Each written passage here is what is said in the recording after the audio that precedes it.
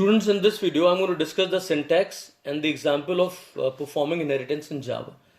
So, the new class which we create is known as the subclass. So, I will write class subclass name, alright, and this class inherits from the other class, that is the base class.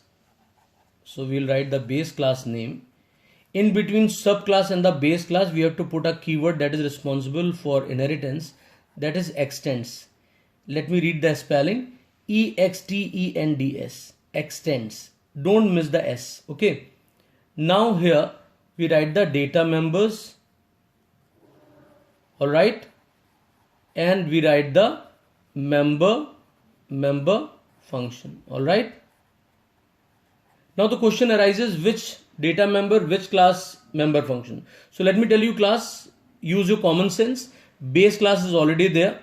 So these members are going to be a part of this class only. Okay. So these are the data members and member functions of subclass. They belong to the subclass. Alright. For example, if we have to inherit a class Y from class X, how it can be written? In the coding you will write, you are creating class Y, extends what? X. And here the members, right? Which members? Members of what? Subclass, or you can call members of Y as per the example. Okay. Inheritance is that simple. Class, subclass, extends, base class. Class, subclass, extends, base class. As simple as that. Now students, I am taking an example here where I want you to inherit the class student from a class person. So I have got a class here, and that class is what? Person. And here it has got data member, ID, ID is there, right? ID, just one data member. Just to keep things simple, I have taken one data member, one function enter, alright, one function is show. Simple. Okay. Now I have drawn a line here so that you could understand this is class, this is data member, and these are the member functions. Okay. Now I want another class student to be inherited. Alright. And a student contains a data member phi, a function enter, okay, and a display function disp I have taken. Purposely I have taken one function name same as of the base class and the other different, as it's not in the base class, and there is a relationship of inheritance. This upward arrow I always show because this simply shows the inheritance. This class belongs to this. Okay, as simple as that. Now first, what I do to input the data, I will write import java.util.asterisk. And when you write a student the program in BlueJ, it's better to have two different files. Okay, one for the person class, the other for the student class, just to avoid confusion. Okay, in the exam definitely you will be writing the complete program at once, right? Now here we have first our class. Which class? Person. PIRSON. Okay, let me make this small letter P, that will be better for you. Otherwise, whatever is given in the exam, you have to follow that. Students, when you do this, write the data member, say you write the int ID here. Inheritance is all about availability and accessibility. Okay, I want things of the base class like person to be available to the subclass student. There is a role of access modifier. 3 access modifiers in Java: public, protected, and private. Public means maximum visibility, maximum accessibility.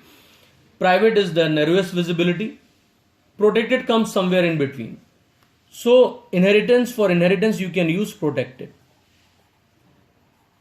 Because protected is a member is available within its own class as well as by the subclass.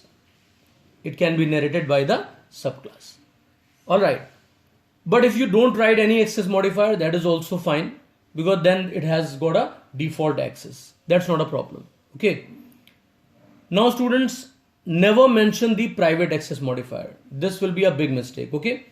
Now I come for the, I write the definitions for the function.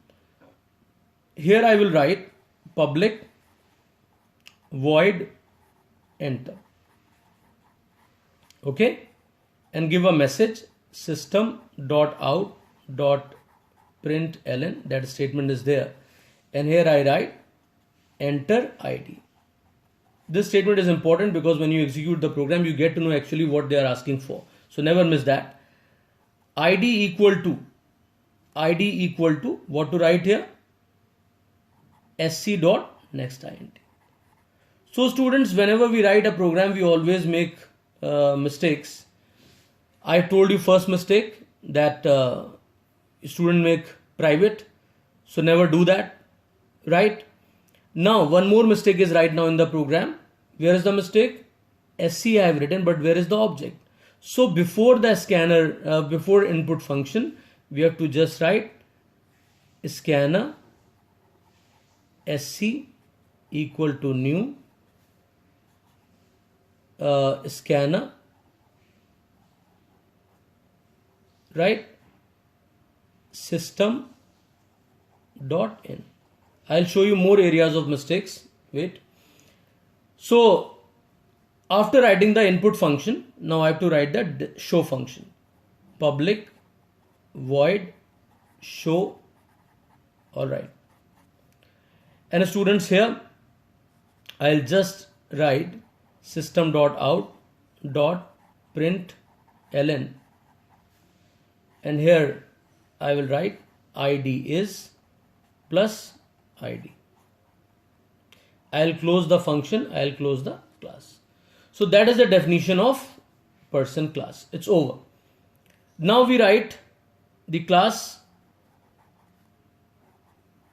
student, and a student, what they do, they write is double phi. I take here phi, you can have a float also, right? But again they are missing something. What they are missing? They have missed extends, right? So write extends, and then where is the base class? You have to write extends person. Students, if you are having the code in two different files, then you have to rewrite this in the other file. You have to write import java.util.asterisk, and then definitely you have to write scanner sc equal to new scanner system dot in. All right. Now we have created the base class. Now we are writing the code for the subclass. Now here we have got the function enter. So I write public void enter. Now students, whenever you will enter the data, so the logic says, and the proper thing will be that first it asks the input for the ID. Where is the input for the ID? It is in the base class function, that is also enter. If I am calling enter function from this function, I just write enter here. I write only enter. So it will basically call itself, because it will find the function definition available over here. So it will become a recursive call, function calling itself. But what I need here, I do not need any recursion over there. I simply have to call the base class function. So for the base class function, I have to use a keyword super that refers the base class. So super.enter I will write. And after that, I will give a message system dot out dot println, and I will say enter fee. All right, and after that I will write fee here equals to sc dot next double. Please understand the concept. Now you can see both the data members have been entered. So purposely I had taken same names in the base and the subclass so that you could understand the concept of super. Right? Now we talk about the class another function of the class, that is public void display. Okay. But first it has to show the ID. So what I will do, I will just call the function show, which is there of the base class. So I have called the function show over here. It's done. And after that, I will just write system dot out dot println, and I will write fee is plus fee, and I close the display function, right? So now two functions are over. Now the one more very important point I want to clarify here. People ask question in the main function, object of base class should be made, or it should be the object of the subclass. So again, you have to keep one thing in your mind, that subclass or the derived class contains the functionality and the attributes of the base class, and as well as its own members. So it's always correct and appropriate to create the object of the subclass. So students, here I write public static void main string args. All right, and then I will write what? The object creation of the student. So I write here student ob equal to new student.